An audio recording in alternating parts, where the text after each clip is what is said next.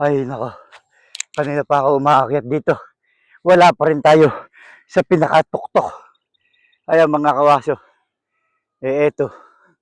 Ay, hingal na hingal ako. Naririto tayo sa tuktok ng bundok ng Tanay. Ayan. Susunod na dyan, dagat. Oh, oh. Ayun pala, doon pala may daan eh. Oh. Ay, nako, ang hirap. Narito tayo sa tuktok pero sobrang init na rito. Naghahanap tayo dito ng agimat. Ayan, ito talaga sinadya na. Dito.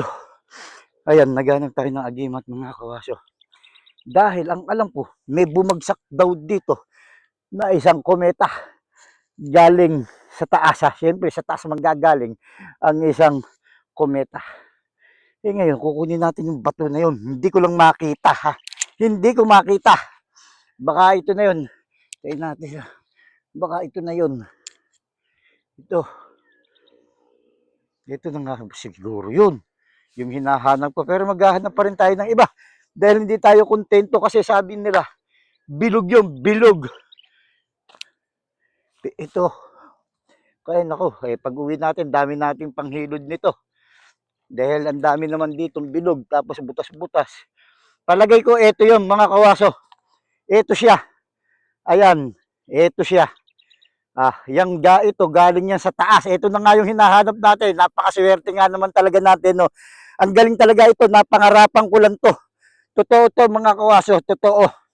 Galing to sa taas. Maniwala kayo sa hindi ito, dadali natin pag uwi ko. Pagkatas patitingin natin to. Ito na yung hinahanap ko kasi nakapanaginip ako. Kaya ako nagpunta dito sa taas. O ito pa isa. Ayan.